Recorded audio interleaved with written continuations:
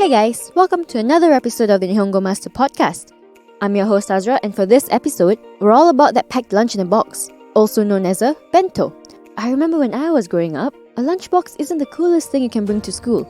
I brought mine a couple of times, and I was always on the receiving end of judgmental looks and whispers. Back in Singapore, schools have cafeterias selling cheap and delicious dishes, so there was no need for a packed lunch. In Japan, however, the situation is totally different. Opposite, in fact. Lunchboxes are the norm, and if you don't bring one, you'll be the one getting looks. Bento culture is a thing. Quite a big deal, I'd say, and if I have to admit, a pretty good one.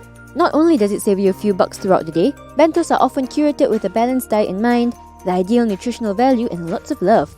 Can you get a better trio?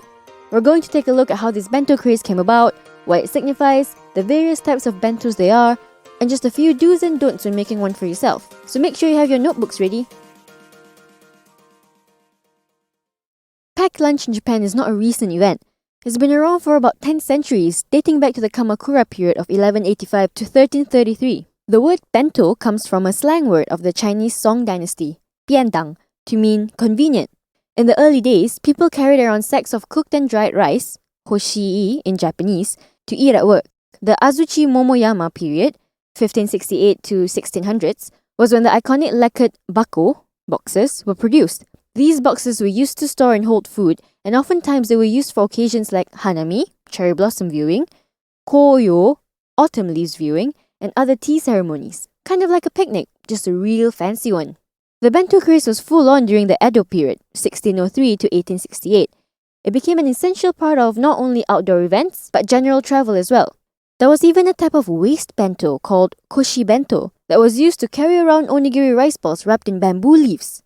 Never mind a belt to keep your pants up, just get a waist bento and you'll be all good. Bento only became more popular as time went by, and by the time the Meiji period, 1868 to 1912, rolled around, it was a staple for everyone, from students to workers. This was also the time when rail systems in Japan was booming, and a type of bento box made of aluminium started selling at stations. We'll get into that later. Bento became a status symbol over the next couple of decades, depending on what nutritional food the bento consists and how it's prepared. Then, in the 1980s, plastic bako was used in place of metal ones, thanks to the amazing creation of microwaves that eliminated the need for heat-resistant boxes. Wooden bento boxes were used lesser as well.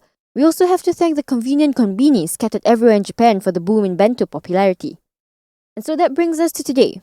Bento is used for basically every occasion under the sun. Whether it's a day trip or a quick bite during lunch break, a good old bento saves the day. Here's a quick vocab recap from our rundown of bento history. Hoshii, cooked and dried rice, but it literally translates to dried meal. Bako, box. Hanami, cherry blossom viewing. Koyo, autumn leaves. Koshi bento, waist bento. Onigiri, rice ball. With the bento evolution, there's got to be more than a few types of bento boxes. Yep, you're right. But we'll take a look at just a few notable ones. Makunochi, sageju, and ekiben. Makunochi is what one refers to when talking about a traditional Japanese bento. Popping up in the Edo period, this type of bento box includes small onigiri with sesame seeds sprinkled on it and a couple of side dishes to go along. There are a couple of theories how this type of bento came about, but a recurring one is that the makunochi was originally designed to be eaten during transmission of theatre plays.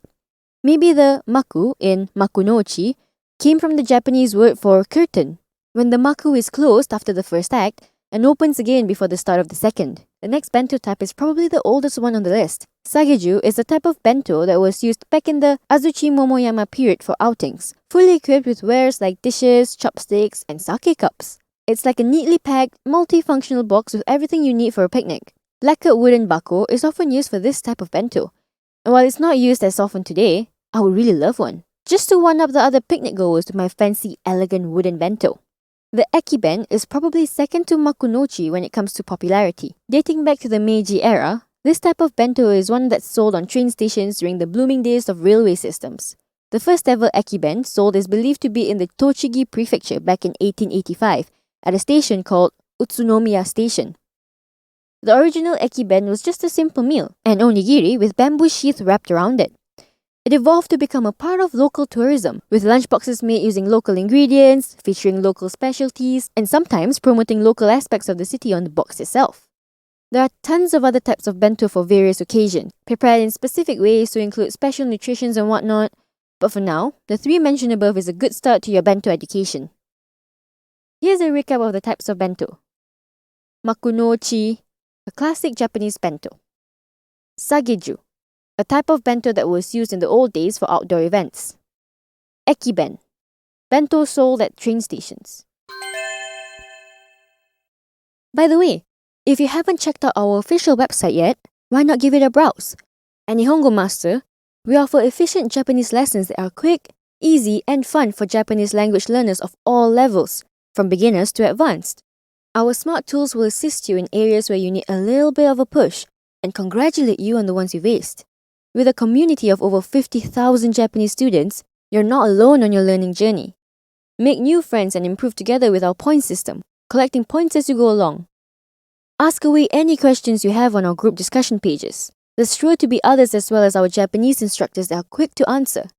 You can also take Nihongo Master with you on the go and learn Japanese as you trot the globe.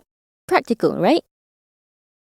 Anyway, a bento is more than just a packed lunchbox. It takes up a huge part of Japanese culinary culture that's quite significant. For Japanese people, bento is like a form of communication between the maker and the eater. Imagine this, you're having a rough morning at work, or your sensoku, school outing, isn't as fun as you thought it'd be. And it's finally lunchtime. When you open up your bento box, you're greeted by a perfectly arranged, beautifully prepared, nutritionally balanced meal made by your partner or parent. Wouldn't that put a smile on your face? Even the most exhausted of souls would definitely get a bit of a lift from that. Now, imagine this. It's not just an aesthetically pleasing lunchbox. Your partner or parent specifically prepared your favorite meat or veggie, even with an okazu pan, savory bread, or okashi pan, sweet bread.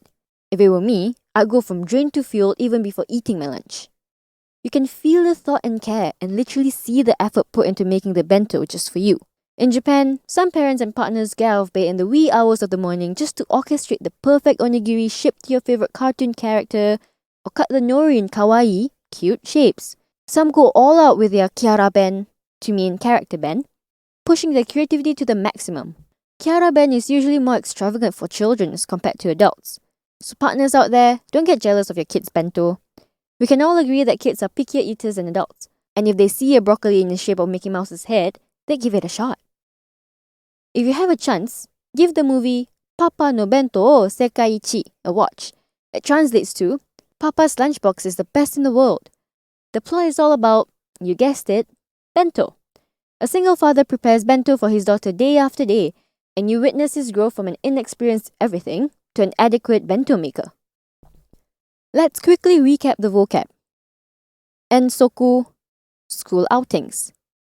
Kiara-ben, character bento. Okazu-pan, savory bread. Okashi-pan, sweet bread. I definitely recommend trying your hand at making your own Japanese bento for school or work, or even for a loved one. A bento is a visual feast of movement, color, and flavor. Back in the day, bento wasn't solely a meal to be eaten. It was a whole experience that tingles all the 5 senses. While there are tons of content out there dedicated to help you curate the perfect bento, I